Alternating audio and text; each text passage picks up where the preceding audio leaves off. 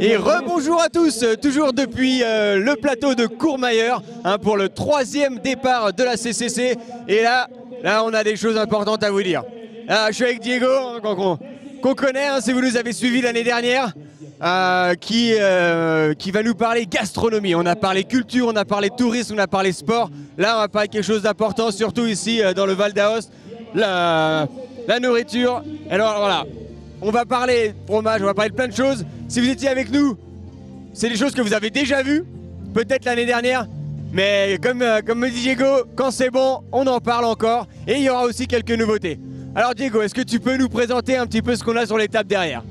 Oui, donc avant tout, bonjour à tous. Bienvenue à Courmayeur, bienvenue en Vallée d'Aoste.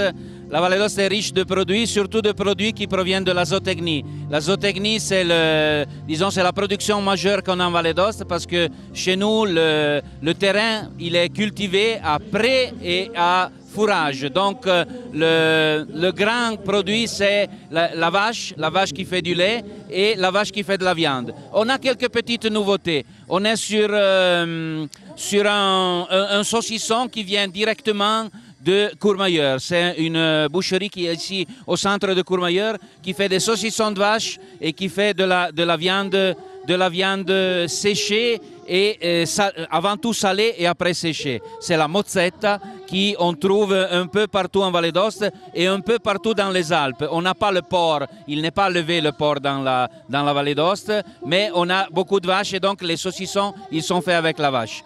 Avec le porc, on a quand même une bonne capacité de faire du produit et on fait du lard. Ici en Vallée d'Aoste, on a beaucoup de boucheries qui font du lard. On a le lard le plus connu, c'est le lard d'Arnat à dénomination d'origine contrôlée et c'est le plus intéressant. Qu'est-ce qui est spécifique à propos de ce lard justement? Le lard, la spécificité du lard, c'est qu'ici en Vallée d'Aoste, surtout à Arnat, on le fait à l'intérieur des tonneaux de bois. Et il reste au moins 90 jours. Donc il va être mis dans une saumure avec du sel et des arômes. On met du lard, des arômes, du sel, du lard, des arômes et du sel, et c'est dans des tonneaux de bois. Et ça, c'est la particularité avec l'eau de la zone de Arnat. On retrouvera un produit très délicat. C'est vrai, il est gras, mais il est très bon. Donc, on continue quand même. On met toujours du pain qu'il est fait avec du seigle, qu'il est fait ici en Vallée d'Aoste. Et donc, on part là avec la zootechnie pure. Sûrement la fontina elle est très intéressante. La fontina, c'est le produit prince de la Vallée d'Aoste. Elle est faite 2 fois par jour. On est fou ici en Vallée d'Aoste. On travaille le lait 2 fois par jour. Pas toujours on le fait. On est les derniers en Europe à faire des trucs comme ça. Le matin, dès qu'elle est finie la traite, on va faire le fromage. Le soir, dès qu'elle est finie la traite, on va faire le fromage. Mais ça ne suffit pas. Il faut faire au moins 3 mois dans des caves naturelles avec une humidité assez importante. Et tous les jours, on va les frotter. Donc c'est du grand boulot pour sentir un produit qui est doux, délicat et élastique en bouche. Il est très bon. C'est un produit qui est fait avec du lait de vache, mais aussi apparemment avec beaucoup d'amour, beaucoup d'attention. Oui, beaucoup d'amour et d'attention. Tu vois la douceur, ça ressort la douceur sur le fond, ça sent le lait, il est lactique. Et ça, c'est notre produit, voilà. Après, on a du fromage de chèvre, on élève aussi des chèvres, pas seulement en France on élève des chèvres, en Italie aussi. Donc en Vallée d'Aoste et dans les Alpes, on trouve la chèvre et la chèvre, ça donne des tomes assez importantes. C'est des tomes qui sont savouries, elles sont délicates en même temps, donc c'est important. Et après, bon, en avançant, on a une tome de la vallée de Gressoney qui est très intéressante, un bleu qui est fait ici en Vallée d'Aoste. Et là, on a une nouveauté. Cette année, on présente un fromage qui est fait dans le parc national du Grand Paradis, où il y a les bouquetins, tu vois. Oui. Les vaches, ils arrivent jusque là-haut, et c'est une tombe produite l'année passée. Donc on a un goût assez corsé, un goût intéressant, un goût qui a fait une évolution très importante. Oui. Et attention, une partie de la maturation, elle a été faite à 2400 mètres à l'alpage. Donc ça, c'est unique au monde, si tu veux.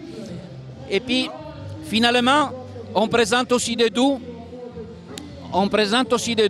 Des doux qui viennent produits avec des matières premières locales. On a des biscuits.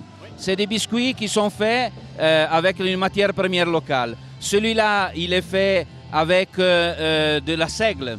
La seigle, c'est un céréale de montagne, donc on a un pourcentage de seigle assez important. Là, on utilise la châtaigne. La châtaigne, c'est la basse vallée où il y a des cultivations très intéressantes. Et après, c'est le maïs. Là, on n'a pas de gluten. Et donc, ces trois, disons, ces deux céréales, le maïs et la seigle, ils peuvent être utilisés pas seulement pour le pain, pas seulement pour la polenta, le maïs, mais on peut faire des biscuits.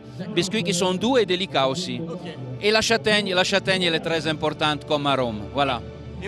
Alors, est-ce que on peut passer vite sur le vin? Parce qu'après, le départ va être donné, alors on ne va pas essayer de le louper, mais là, le vin, il est quand même intéressant, là. Oui. On va faire vite.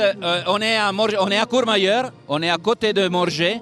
Morges, c'est une commune qui est placée à 1000 mètres d'altitude et on cultive le Prié blanc. C'est un cépage autochtone qui donne le vin qui s'appelle Blanc de Morges et de la Salle.